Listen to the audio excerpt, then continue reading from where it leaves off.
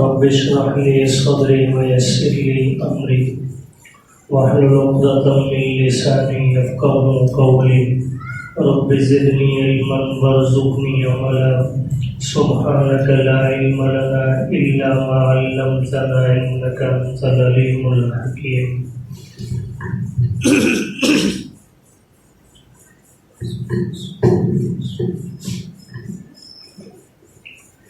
یا ایھا الذین آمنوا، اے ایمان والو، ان تنصروا اللہ، اگر تم اللہ کے دین کی مدد کرو گے، ینصرکم، تو وہ تمہاری مدد کرے گا، ویثبت اقدامکم، اور ثابت قدم رکھے گا تمہیں، والذین کفروا، اور وہ لوگ جنہوں نے کفر کیا، فتعسا لہم، پس ہلاکت ہے ان کے لیے، وَأَضَلَّ أَعْمَالَهُمْ، اور اللہ نے ضائع کر دیا ان کے اعمال کو.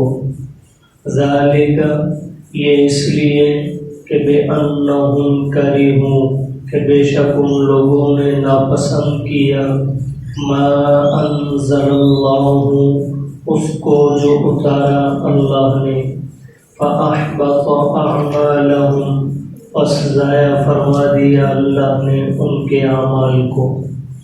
أَفَلَمْ يَسِيرُوا فِي الْأَرْضِ، کیا وہ لوگ نہیں چلے پھرے زمین میں، فَيَنْظُرُوا، کہ پس دیکھ لیتے، كَيْفَ كَانَ عَاقِبَةُ الَّذِينَ، کہ کیسا ہوا انجام ان لوگوں کا، من قبلہم، جو ان سے پہلے گزرے، دمر اللہ علیہم، اللہ نے ہلاکت ڈال دی ان پر، وللکافرین امثالها، اور کافروں کی یہی حالت ہے.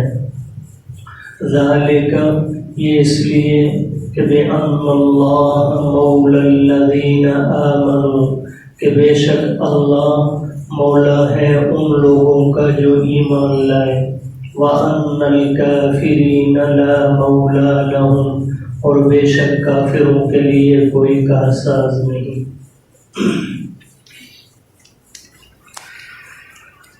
سورہ محمد کی ابتدائی آیات کے اندر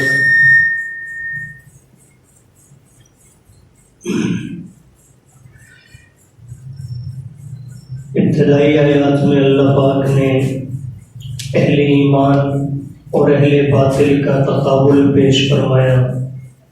اس کے بعد کل کے درس میں آپ سماعت فرما چکے ہیں، اللہ پاک نے جہاد کا اجمالی حکم ذکر فرمایا اور اہل ایمان سے فرمایا کہ جب تمہارا آمنا سامنا ہو کفر سے تو ان کی گردنیں اتار دو، یعنی کافر مقابلے میں اتر آئے تو وہاں تسبیح اٹھانا ایمان نہیں، وہاں ایمان کا تقاضا تلوار اٹھا کر ان کی گردن اتارنا ہے. تو فرمایا جب کافروں سے مٹ بھیڑ ہو تو گردنیں اتار دو، اور جب خوب خون ریزی کر لو اور اس کے بعد کافر پر تمہیں قوت حاصل ہو جائے تو انہیں قیدی بنا لو جو بچ جائے. اور قیدی بنانے کے بعد دو صورتیں ذکر فرمائی، یا احسان کر کے انہیں چھوڑ دو کہ شاید وہ متاثر ہو کر اسلام قبول کر لیں، اور یا یہ ہے کہ مالی فدیہ لے کر انہیں چھوڑ دو. لیکن یہ جنگ بند کرنے کا حکم اس وقت ہے جب کافر ہتھیار چھوڑ دیں. اگر ہتھیار انہوں نے اٹھائے ہوئے ہیں، ایک شخص بھی ان کا اگر میدان میں لڑنے کے لیے موجود ہے تو اہل ایمان کو اسلحہ چھوڑنے کی اجازت نہیں ہے. اور آپ کے سامنے تمہید میں کل یہ بات بھی ذکر کی جا چکی کہ اس کا یہ ہرگز مطلب نہیں کہ اسلام جنگ کو پسند کرتا ہے. اسلام جنگ کو ہرگز پسند نہیں کرتا. اسلام مصلحت اور سلامتی کا دین ہے، لیکن اس وقت تک جب تک اسلام اور اہل اسلام کو کافر نقصان نہ پہنچائے.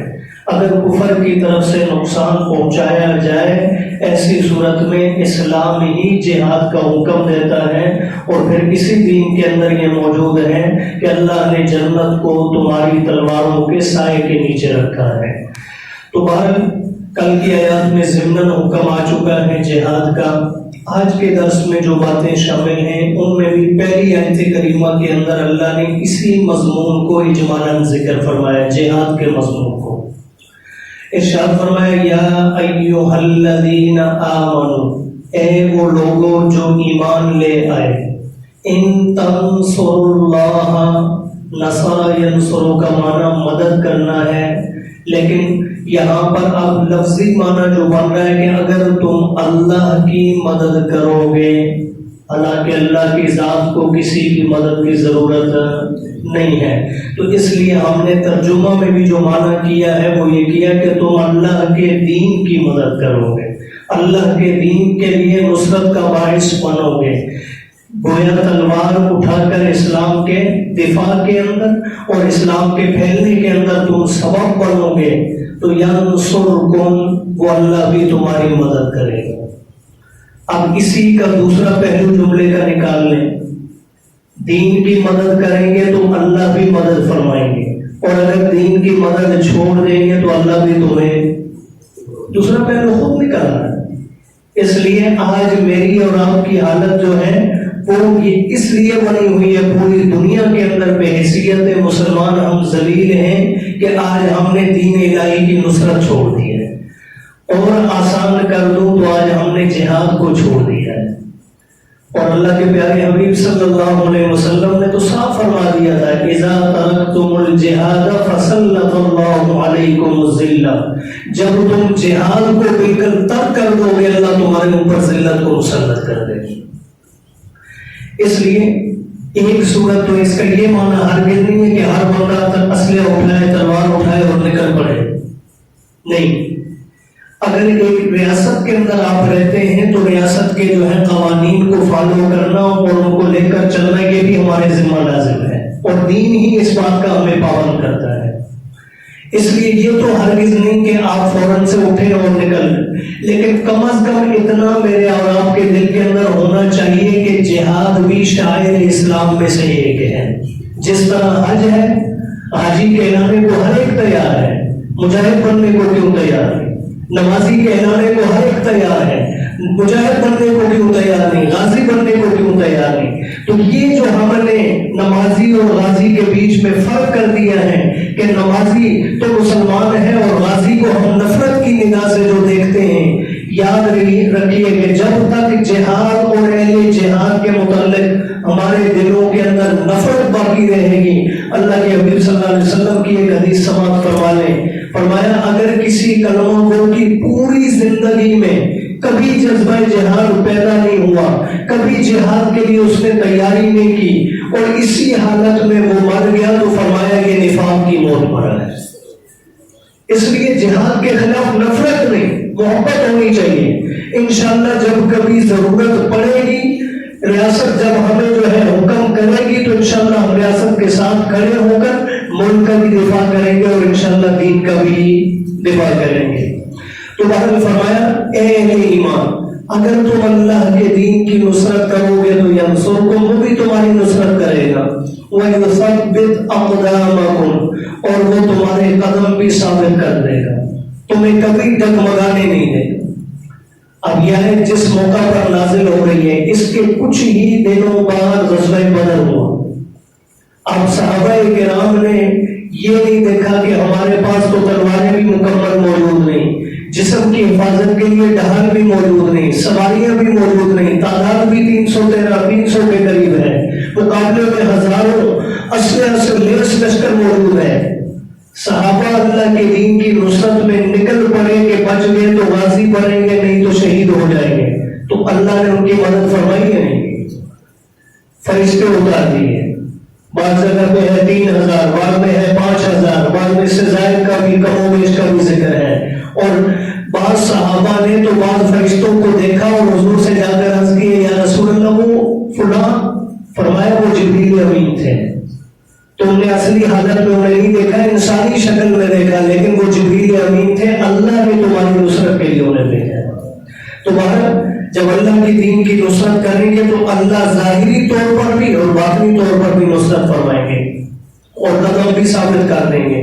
اور مقابلے کے اندر فرمایا رہی بات کافروں کی، ان کے اسلحہ سے، ان کی کثرت سے کبھی مربوط نہیں ہونا. کیوں کہ والذین کفروا، وہ لوگ جنہوں نے کفر کیا، فتعسل لهم، اللہ کی جانب سے انجام کے اعتبار سے ان کے لیے ہلاکت ہے.